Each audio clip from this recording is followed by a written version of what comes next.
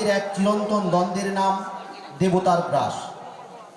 একদিকে জননীর হৃদয়ের অতল ভালোবাসা, আর অন্যদিকে নিয়তির নিষ্ঠুর পরিহাস। এই দুইয়ের মাঝে দাঁড়িয়ে এক অবোধ শিশুর আর্তনাদ আমাদের অস্তিত্বকে প্রশ্নবিদ্ধ করে। সাগর সঙ্গমে তীর্থযাত্রার ব্যাকুলতা নিয়ে কাহিনী শুরু হলেও নাটকের গভীরে লুকিয়ে আছে অন্য এক সত্য। মা মোক্ষদার অনিচ্ছা সত্ত্বেও ছোট রাখালকে সঙ্গে নেওয়া এবং রাগের মুহূর্তে বলে দেওয়া অভিশপ্ত সেই বাক্য কিভাবে বাস্তব হয়ে ফিরে আসে, তাই নাটকের উপজীব্য বিষয়। রবীন্দ্রনাথ ঠাকুরের এই অমর সৃষ্টি আমাদের চোখে আঙুল দিয়ে দেখিয়ে দেয় যে বিধাতা মানুষের কাছে কোনো রক্ত বা বিসর্জন চায় না, বরং মানুষের ভুল, অহংকার আর অসতর্ক বাক্যই অনেক সময় দেবতার গ্রাস হয়ে নেমে আসে। আমাদের এখনকার নাট্যরূপ নিবেদন রবীন্দ্রনাথ ঠাকুরের লেখা একটি বিখ্যাত কবিতা, যা তার কথা কাব্যগ্রন্থের অন্তর্ভুক্ত, দেবতার গ্রাস। মোক্ষদা ও অন্নদা দুই বোন। মোক্ষদার পুত্র রাখাল। রাখালের জন্মের পরে মা মোক্ষদা বহুদিন ধরে ভুগে চলেছেন সুতিকার জ্বরে। এখন শুরু হচ্ছে দেবতার গ্রাস।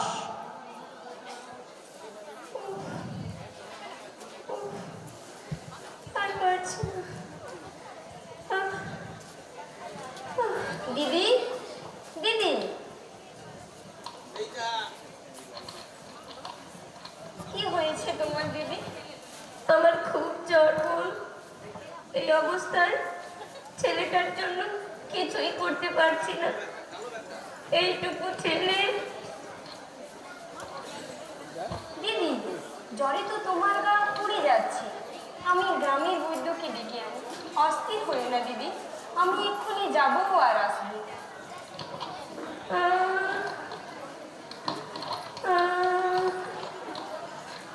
তোর জন্য কিছুই করতে পারছি না রাখাল, রাখাল।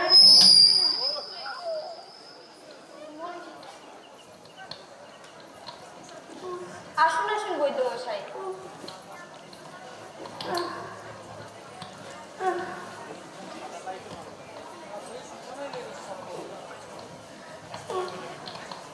এই দেখো দিদি, আমি বৈদ্যকে নিয়ে এসেছি। তুমি কোনো চিন্তা করো না দিদি, তুমি এক্ষুনি সেরে উঠবে দিদি। শান্ত হও দিদি, শান্ত হও। কই দেখি দেখি।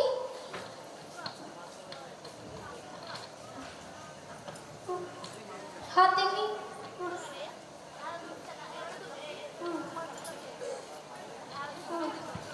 চোখ দেখি। জিভটা বের করে দেখি।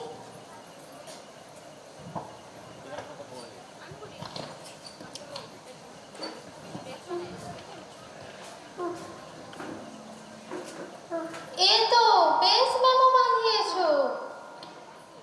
এ জ্বর যে সে জ্বর না, এ তো সত্যিকার জ্বর। কি বলছেন বৈদ্য মশাই? এই জ্বর থেকে কি দিদি সুস্থ হয়ে উঠবে না? এ তো মারণ রোগ, এত তাড়াতাড়ি এ জ্বর সারে না। এরকম বলবেন না বৈদ্য মশাই, দয়া করে কোনো উপায় বলুন।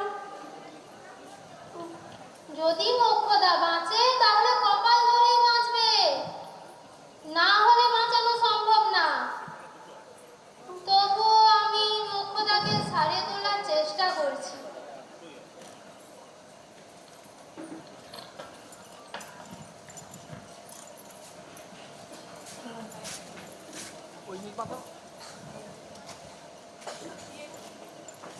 নাও, এই ওষুধগুলি নাও তো দেখি।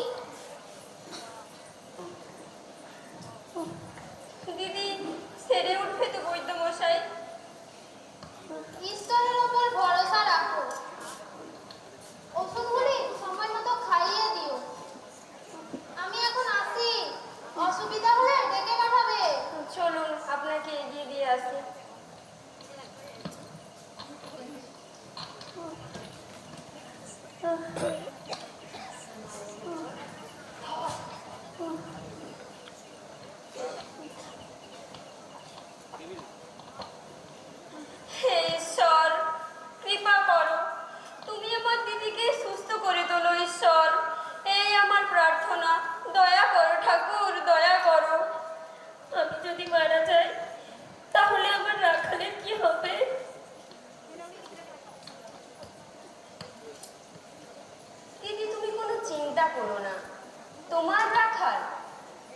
রাখাল আজ থেকে আমার সন্তানদের সাথে আদরে স্নেহে বড় হবে, এই আমি তোমার গা ছুঁয়ে কথা দিলাম দিদি।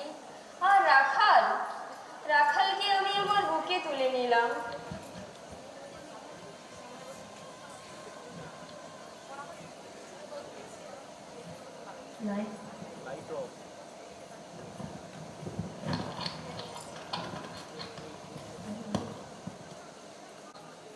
আর রাখাল তার মার কোল ফেলে মাসির কোলে আদর যত্নে বড় হতে লাগলো। কয়েক বছর পর গ্রামে খবর হলো মৈত্রমশাই যাবেন সাগর সঙ্গমে তীর্থস্নানের জন্য। এই খবর শুনে বালবৃদ্ধ নরনারী সঙ্গী হতে চাইল। সেই মতো দুটো নৌকা ঘাটে প্রস্তুত হলো। এই খবর মোক্ষদার কানে উঠল।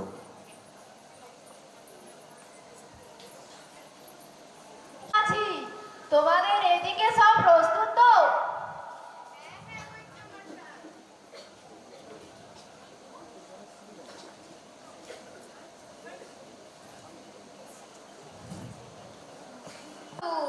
আচ্ছা আচ্ছা, তাহলে আমাদের সাগর সঙ্গমে যাওয়ার জন্য সব রকমের প্রস্তুতি প্রায় শেষ করেই ফেলেছি।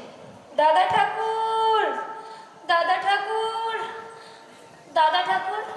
কে মা?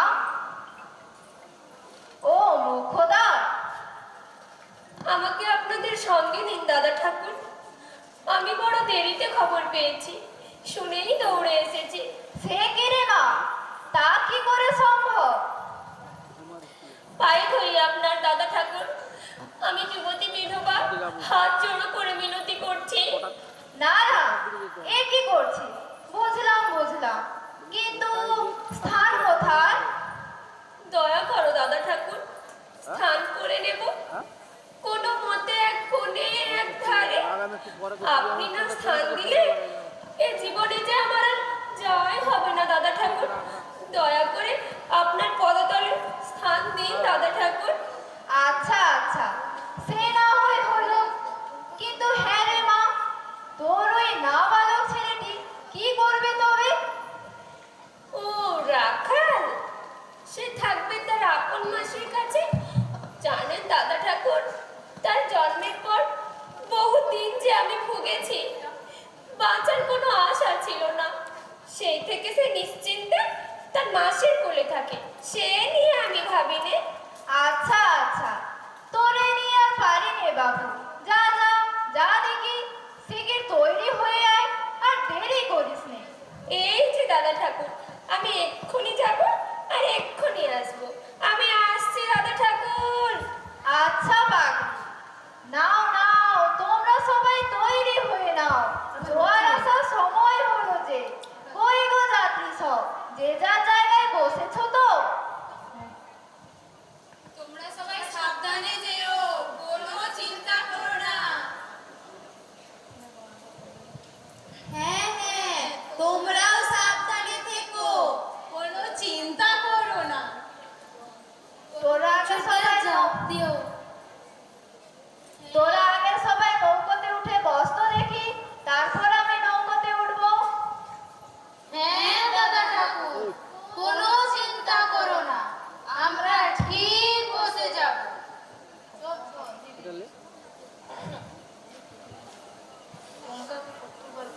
দেখি দেখি,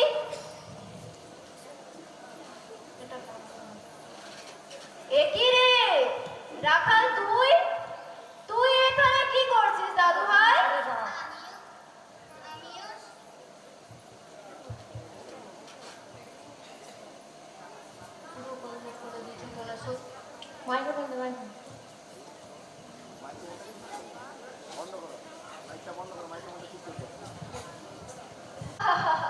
তুইও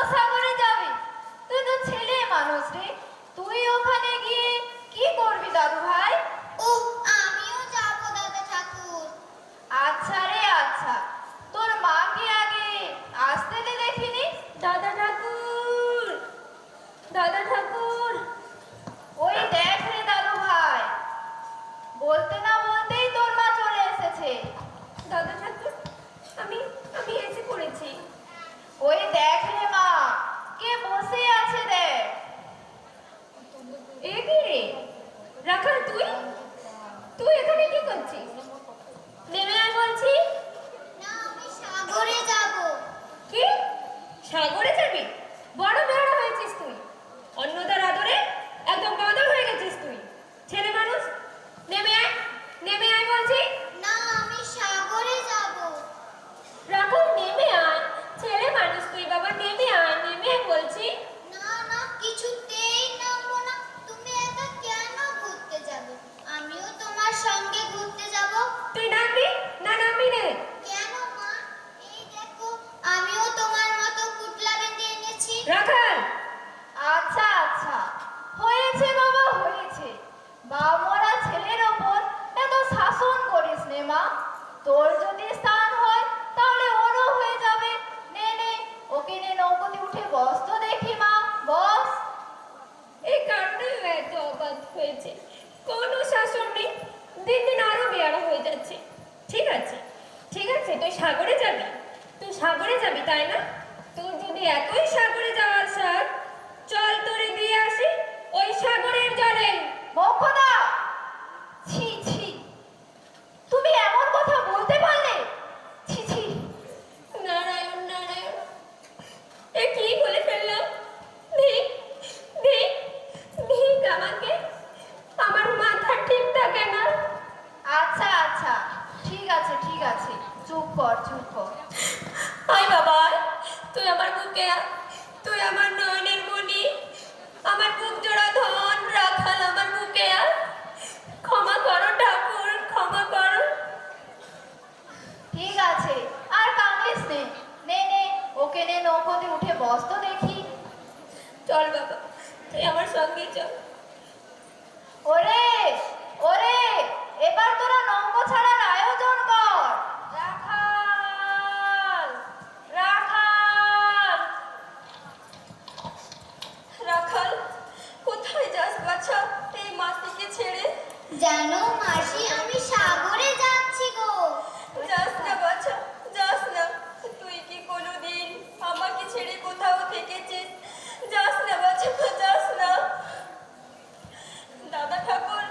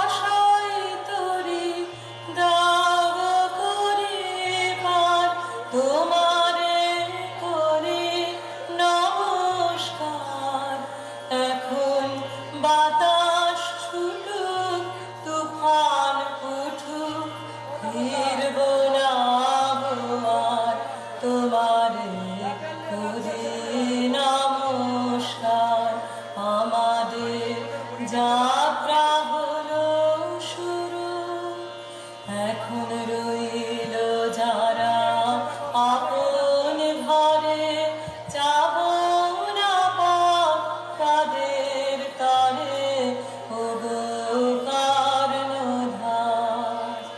যখন তোমার সময় এলো কাছে, তখন কে বাবার তোমারে করি নমস্কার।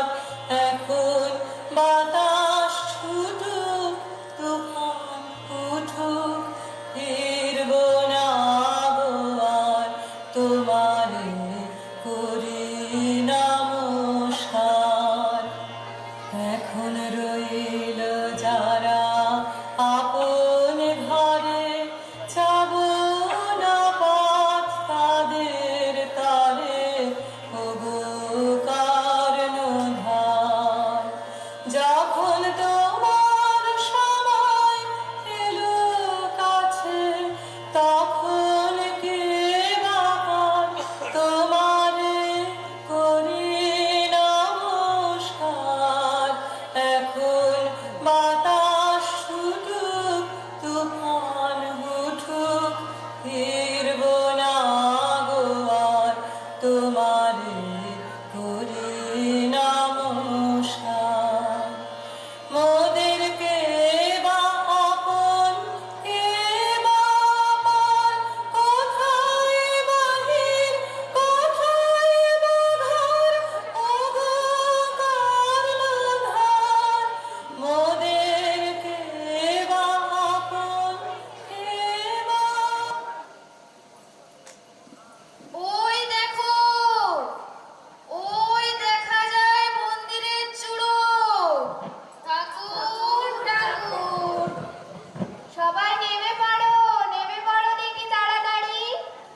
চলো চলো চলো চলো। চলো চলো সবাই। একমাত্র কন্যা তব কোলে, তাই তন্দ্রা নাহি আর চক্ষে, তাই বক্ষ জুড়ে শঙ্কা, সদা আশা সদা আন্দোলন। তাই উঠে বেদমন্ত্র সমভাষা, নিরন্তর প্রশান্ত অম্বরে, মহেন্দ্র মন্দির পানে, অন্তরের অনন্ত প্রার্থনা, নিয়ত মঙ্গল গানে ধ্বনিত করিয়া দিশি দিশি।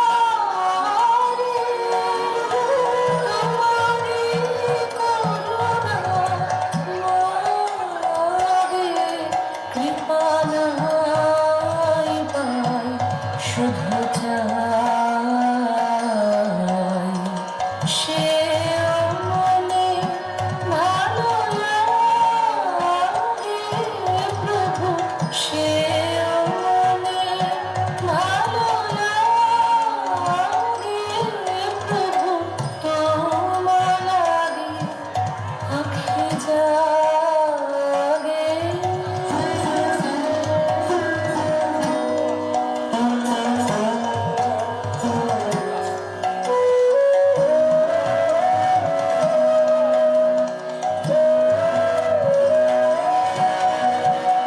আজি জগত মাঝে কত সুখে কত কাজে চলে গেল সবে আগে সাথী নাই পাই তোমায় চাই সে মনে ভালো লাগে প্রভু সে মনে ভালো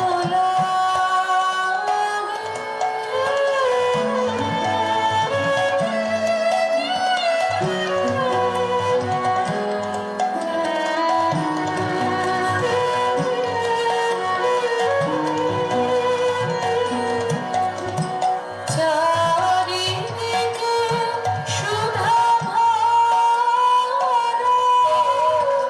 ব্যাকুল শ্যামল ধারা চারিদিকে সুধা ভরা ব্যাকুল শ্যামল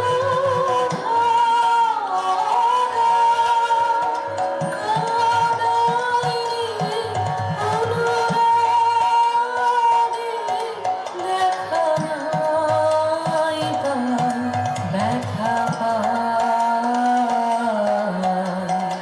সে মনে ভালো লাগে প্রভু সে মনে ভালো লাগে প্রভু তোমার লাগে আঁখি জাগে দেখা নাই পাই পথ চাই সে মনে ভালো লাগে প্রভু সে মনে ভালো লাগে প্রভু তোমার লাগে আঁখি জাগে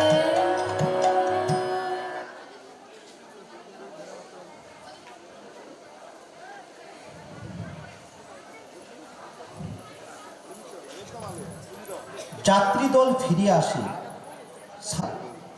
তরণী তীরেতে বাঁধা অপরাহ্ন বেলা জোয়ারের আসে কৌতূহল অবসান কাঁদিছে রাখালের গৃহগত প্রাণ মাসির কোলের লাগি রাখালের মন আর টেকে না সাগরে যেদিকে তাকায় শুধু জল আর জল এই বিশাল জলরাশি ছলনাময়ীর আশ্রয় নিয়েছে যেন মনে হচ্ছে লক্ষ লক্ষ ফনা তুলে সর্পকুল লেলিহান জিহা বের করে ফুসছে এই চঞ্চল রাখাল বারে বারে এসে মন্ত্র মশাইকে জিজ্ঞাসা করে কখন তারা ফিরে আসবে।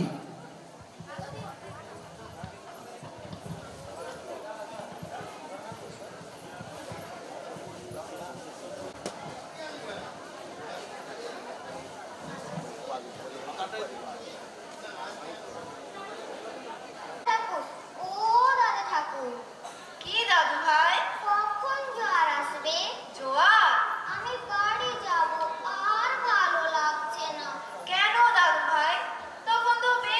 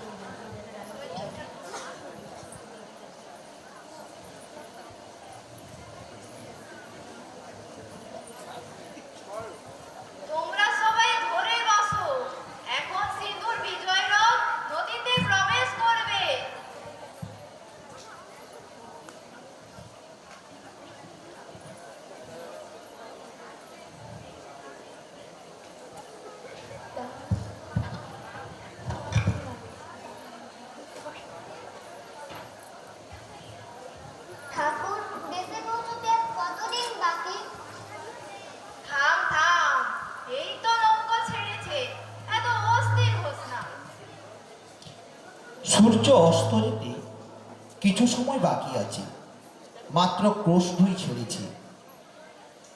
নৌকো এগিয়ে এসেছে রূপনারায়ণের মুখে। সেই বালুচরের সংকীর্ণ নদীপথে জোয়ারের স্রোত আর উত্তর বায়ুর সংঘর্ষে সৃষ্টি হয়েছে জলের উত্তাল উদ্দাম নৃত্য।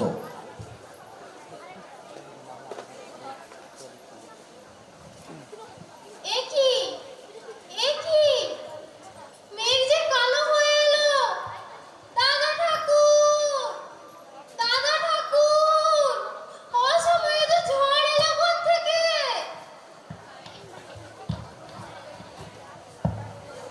বাঁচাও, বাঁচাও, নৌকো তীরে ফিরিয়ে নিয়ে চলো, নৌকো তীরে ফিরিয়ে নিয়ে চলো। কোথায় কি? বাঁচাও, নৌকো তীরে ফিরিয়ে নিয়ে চলো মাঝি, নৌকো তীরে ফিরিয়ে নিয়ে চলো। বাঁচাও, বাঁচাও। ওই অতি দূরে দেখা যায় তীরের নীল রঙের বনরেখা। এই জলরাশি তো হিংস্র হয়ে উঠেছে। নৌকো তীরে ফিরিয়ে নিয়ে চলো মাঝি, নৌকো তীরে ফিরিয়ে নিয়ে চলো। হার মানছে নে, টলমল করছে নৌকা, কিছুতেই তীরের দিকে এগোতে পারছে নে। বাঁচাও, বাঁচাও, আমরা ভয়ে প্রচন্ড কাঁপছি, রক্ষা করো, রক্ষা করো ঠাকুর। মা, নৌকা তো দুলছে কেন? আমার ভয় করছে মা, আমি মাসির কাছে যাব, আমি মাসির কাছে যাব। না বাবা না, ভয় করে না, ভয় করে না, কিচ্ছু হবে না বাবা। আমার কাছে এসে বসো, আমার কাছে এসো বাবা। সবাই শান্ত হয়ে বসো গো, নইলে যে আর সামলাতে পারবো নে। ঠাকুর, রক্ষা করো আমাদের, রক্ষা করো। মা, রক্ষা করো, রক্ষা করো ঠাকুর। তোমাদের মধ্যে কে বাবারে দিয়েছো ফাঁকি? যা মানত করেছিলে শোধ করনি, তাই অসময়ে এত ঢেউ। শোনো, দেবতার মানত রক্ষা করো, দেবতার সঙ্গে কোনো সময় খেলা করো নে। আমি তো কিছু মানত করিনি, আমিও তো কোনো মানত করিনি।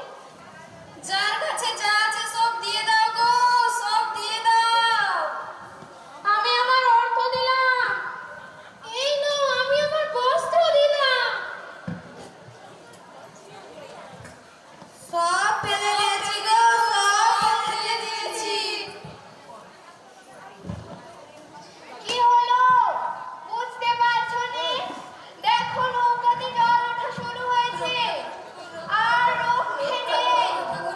সব পানি প্রাণ যাবে সাথে। দেবতার উদ্দেশ্যে মানত করার ফল কে দিয়ে ফিরিয়ে নিয়ে যাচ্ছ? এখনই তা শোধ করো। কে? কে?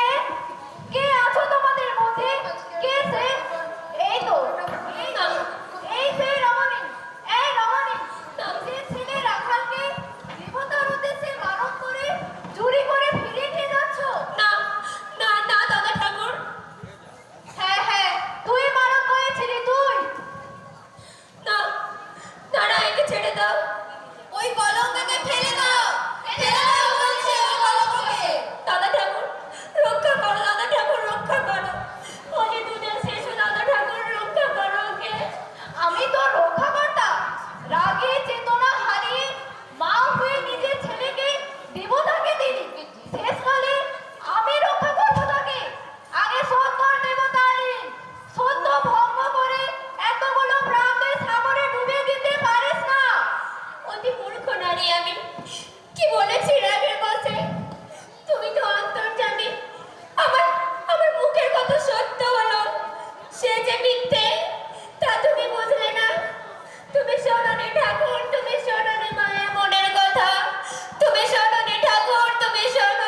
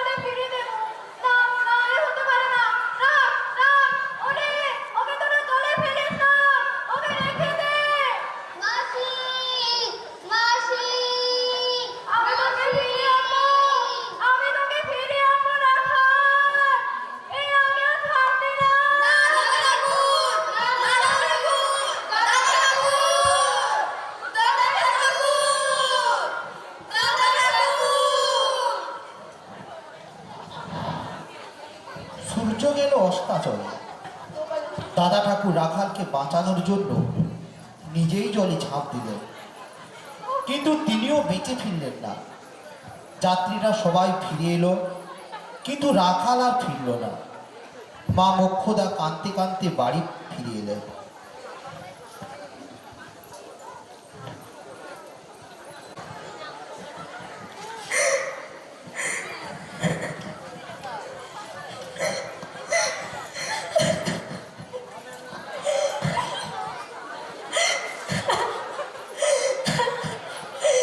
আমি রাখালকে রক্ষা করতে পারিনি অন্নদা, আমি পারিনি রাখালকে রক্ষা করতে।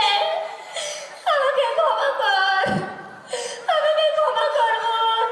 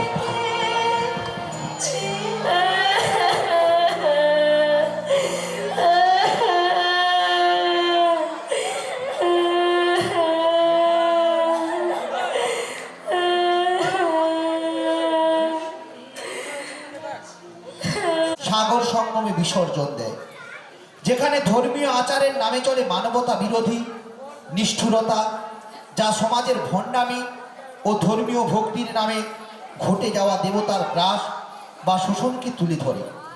যেখানে ধর্মীয় ভক্তি কেবলই বাহানা এবং মানুষের আসল রূপ প্রকাশিত হয়। তাছাড়া সমাজের ভণ্ড, লোভী এবং গোড়া মানুষগুলো কিভাবে সহজ সরল নিষ্পাপ মানুষকে গ্রাস করে ধর্মের নামে ব্যক্তিগত স্বার্থ চরিতার্থ করে নিরীহ মানুষকে বলি দেওয়া হয়। শেষ হলো রবীন্দ্রনাথ ঠাকুরের কবিতা অবলম্বনে নাটিকা দেবতার গ্রাস।